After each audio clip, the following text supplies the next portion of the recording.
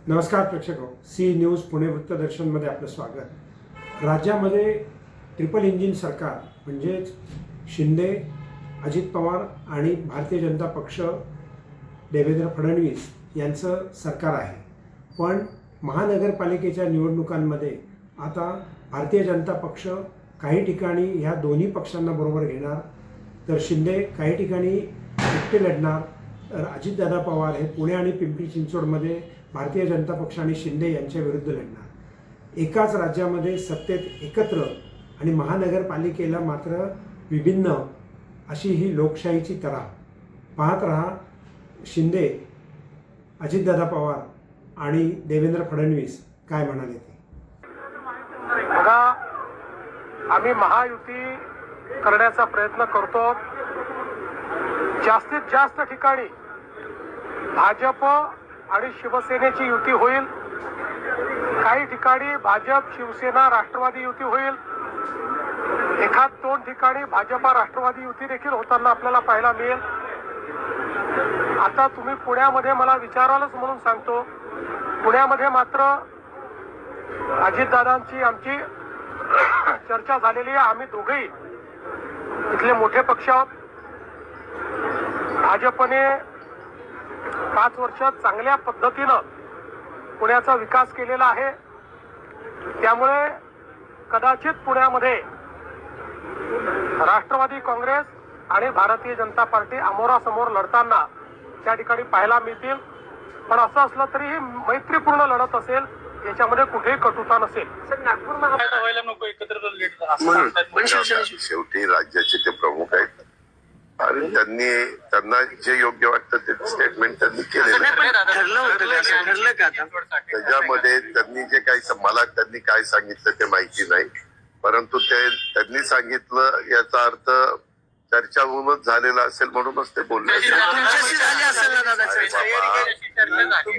कार्यक्रम संपल्या इथं आलो मी, टीव्ही पण बघितला नाही किंवा काही मला माहित नाही मुख्यमंत्र्यांनी काय स्टेटमेंट केलं। मी तर तुम्हाला म्हणतोय की मुख्यमंत्र्यांचं स्टेटमेंट जे झालेलं आहे ते निश्चितपणे आम्ही अनेकदा एकत्र बसतो, चर्चा करतो, त्याच अनुषंगाने त्यांनी केलं असेल। पुणे आणि पिंपरी चिंचवडसाठी काय रणनीती असणार? पुणे आणि पिंपरी चिंचवडसाठी रणनीती काय असणार दादा? त्या संदर्भामध्ये रणनीती निवडणुका लढवायची असणार।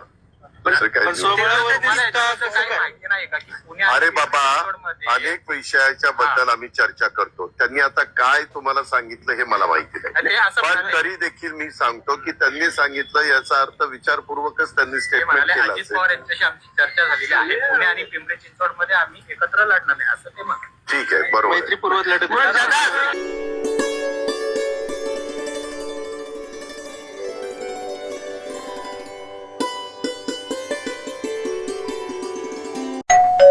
अहो उठा ना, ऑफिसला नाही का जायचं?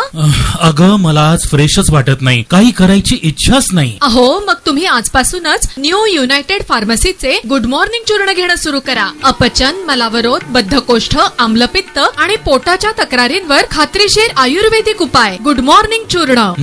35 वर्षांपासून सगळ्यांच्या पसंतीचे गुड मॉर्निंग चूर्ण औषधांच्या प्रत्येक दुकानात मिळते।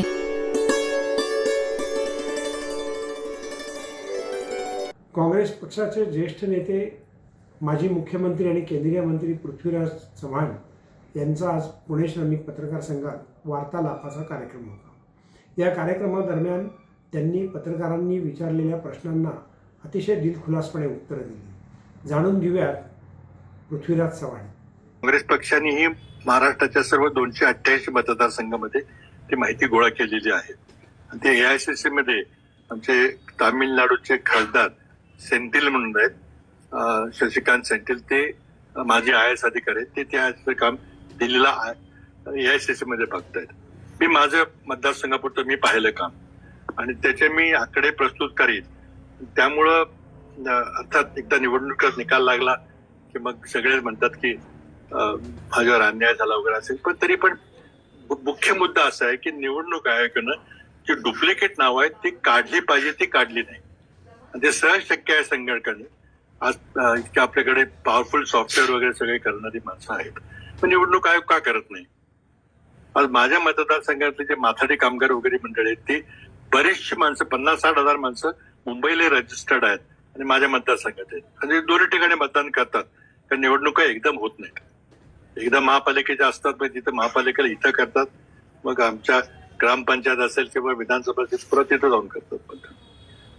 तर काही ठिकाणी आमच्या सोयीस्कर असतं म्हणून आम्ही म्हणतो असू द्या, काय हरकत नाही. पण हे चुकीचं आहे की निवडणूक यादीमध्ये एका माणसाला एका ठिकाणीच आपलं मत नोंदवायचा अधिकार आहे. कुठेही करू शकतो तुम्ही, कुठलाही माणूस भारतात कुठेही नाव नोंदवू शकतो, फक्त राहण्याचे पुरावे द्यायला लागतात. आपली आता पॅरिटी झालेली आहे कारण त्या एका चुकीमुळे. कारण कुणीही तुम्हाला आता हॉट वॉर समोरासमोर रणगाड्याचं युद्ध किंवा बंदुकी युद्ध किंवा एकमेकाच्या प्रदेशात आपलं सैन्य जाऊन तो प्रदेश काबीज करायचं होणं शक्य नाही. कारगिल जेव्हा युद्ध झालं तेव्हा क्लिंटनचे सारखे फोन होते की तुम्ही थांबवा.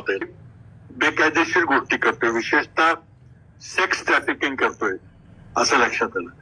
आणि त्या सेक्स ट्रॅफिकिंग मध्ये सुद्धा लहान मुली 13 ते 15 वर्षाच्या मुलींना घेऊन आणि काही राजकीय नेत्यांना त्यामध्ये गुंतवून आणि त्यांना हनी ट्रॅप मध्ये गुंतवून आणि त्यांचे चित्रीकरण फोटो व्हिडिओ काढायचा प्रयत्न करतोय असे उघडकीस आलं. काही लहान मुलींनी तक्रारी केल्या कोर्टामध्ये, कोर्टाने चौकशी केली, त्यामध्ये तथ्य सापडलं. त्या जेफ्री एप्स्टीन नावाच्या माणसाला शिक्षा झाली 13 महिन्याची. नंतर पुन्हा आणखी काही मुली पुढे आल्या की आमच्या एक्सप्लॉयटेशन, सेक्शुअल एक्सप्लॉयटेशन केलं लहान मुलींनी, असं त्याच्या पेरेंट्सनी तक्रारी वगैरे केल्या.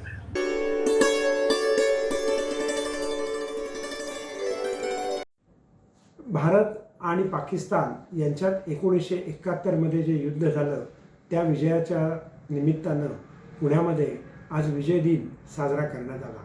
त्यामध्ये काही सैनिकांचाही सत्कार करण्यात आला. जाऊयात आपण या विजय दिनाच्या सत्काराला. Retired core of EME.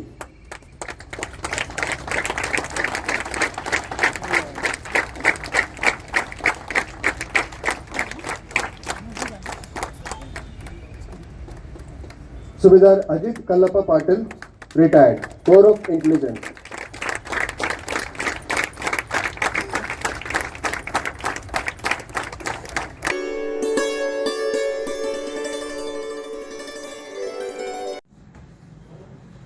नमस्कार प्रेक्षक, सी न्यूज पुणे वृत्तदर्शनमधून मी संपादकीय विभागात डॉक्टर शैलेश गुजर.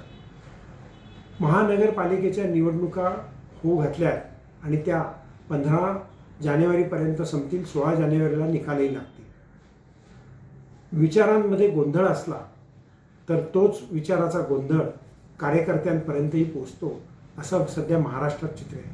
महाराष्ट्रामध्ये भारतीय जनता पक्ष, शिंदे आणि अजितदादा पवार यांचं सरकार आहे. परंतु महानगरपालिकेच्या निवडणुकांमध्ये हे तीनही पक्ष काही ठिकाणी एकत्र, काही ठिकाणी सत्तेतले 2 पक्ष विरुद्ध 3रा पक्ष आणि काही ठिकाणी तिन्ही पक्ष एकमेकांच्या विरुद्ध निवडणुका लढवतात. एक प्रकारे राज्यामध्ये अशा प्रकारे निवडणुका लढवल्यामुळे वैचारिक गोंधळाची स्थिती राजकीय पक्षांमध्ये दिसत नाही का? मतदारांनी याचा विचार करावा. कारण सत्तेत एकत्र आणि सत्ता मिळवण्याकरता पुन्हा एकमेकांच्या विरोधात महाराष्ट्रातल्या या लोकशाहीचं भवितव्य काय? पाहत रहा सी न्यूज पुणे वृत्तदर्शन.